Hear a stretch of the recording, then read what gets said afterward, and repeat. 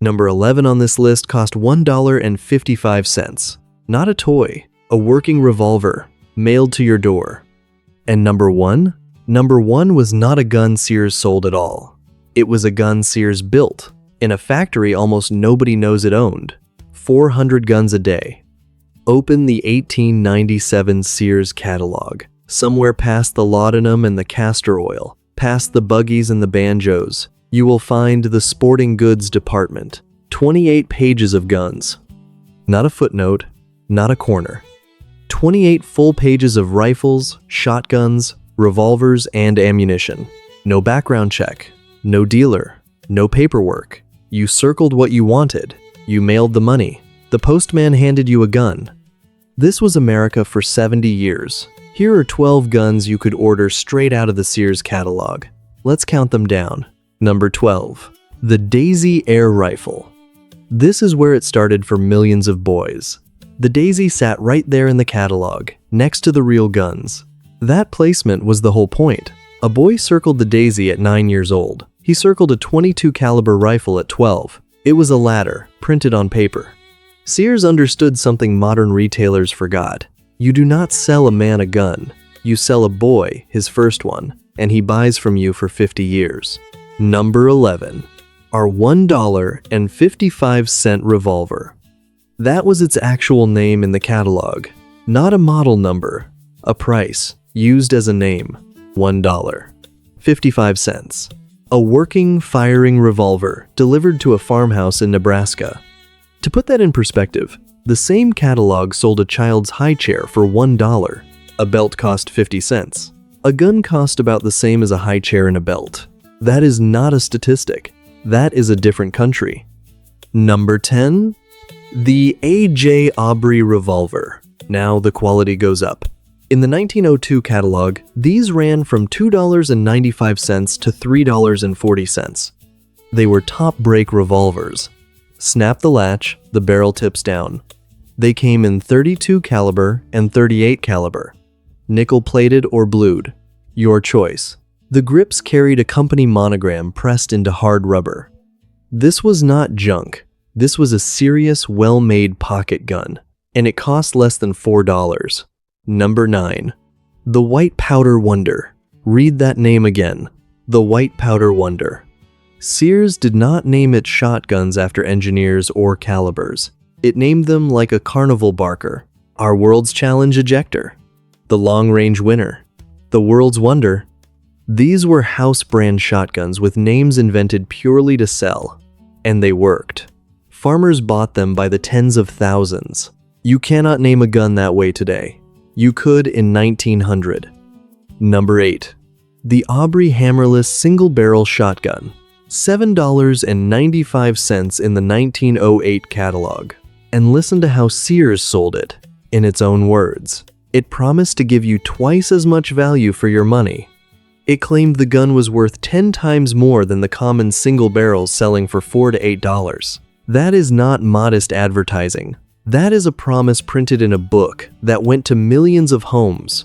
And here is the part that matters. Sears could make that claim because Sears controlled the factory. Hold that thought. Number 7. The Marlin repeating rifle. Sears did not only sell cheap guns. Real, name-brand rifles sat on the same page. The Marlin repeater was in the 1897 catalog, a few inches from the dollar revolvers. That was the genius of it. A sharecropper and a wealthy rancher opened the exact same book. They ordered from the exact same page. The catalog did not care who you were. It only cared what you could pay. Here is where the story turns. Everything so far, Sears was a store, a middleman. It bought guns and it shipped guns. But something was happening behind those pages that almost nobody talks about. Sears was becoming a gun manufacturer, quietly, deliberately. And before we get there, one of these just puts something in your mind. A catalog on a kitchen table, a grandfather circling something with a pencil, maybe a gun that is still in your family right now. Tell me in the comments what it was, and who ordered it. Number 6. The Ranger. Sears started putting its own names on other people's guns. Ranger was one. Later came Western Field, over at Montgomery Ward. Same gun in the crate, different name on the receiver, lower price on the page. The gun companies hated this, but they needed the volume. Number 5. The J.C. Higgins Model 20. Here's the one your father may have owned. A pump shotgun, built by High Standard, sold under the Sears house name J.C. Higgins.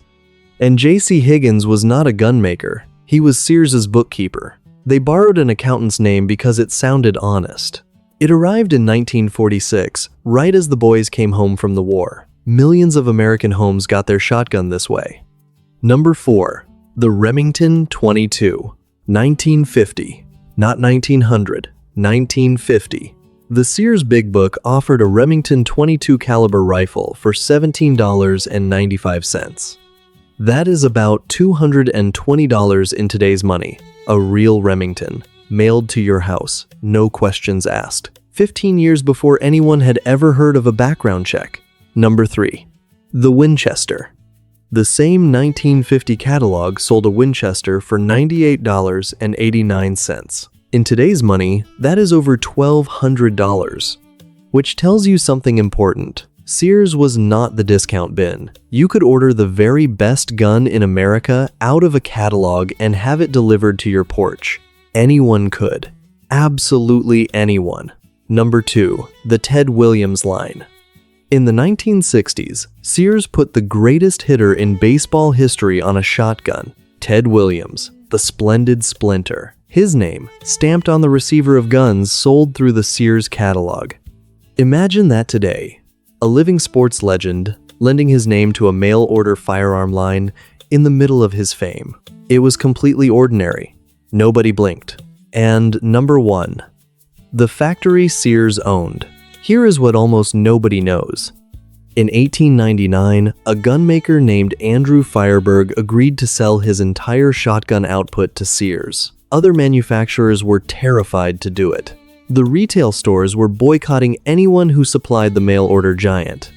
So Sears did something bolder. Sears lent Fireberg the money to expand. His capacity went from 15 guns a day to 200.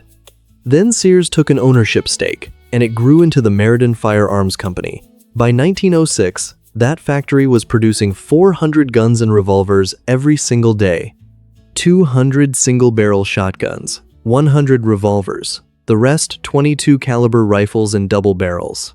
Sears was not just a store selling guns. Sears was one of the largest gun manufacturers in America, and it was making the guns it sold to itself. That is why the prices were impossible. That is how you sell a working revolver for $1.55. The catalog was the storefront, the factory was the secret, and then it ended. In 1968, the Gun Control Act outlawed mail-order firearms to private citizens. Not gradually.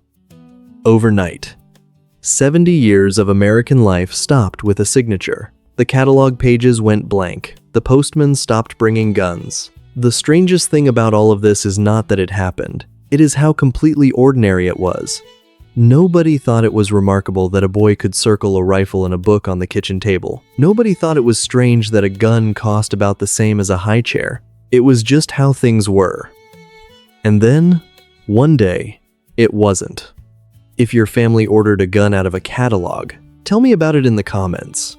And if you want more of the guns America grew up with, stay with us. There are plenty more where these came from.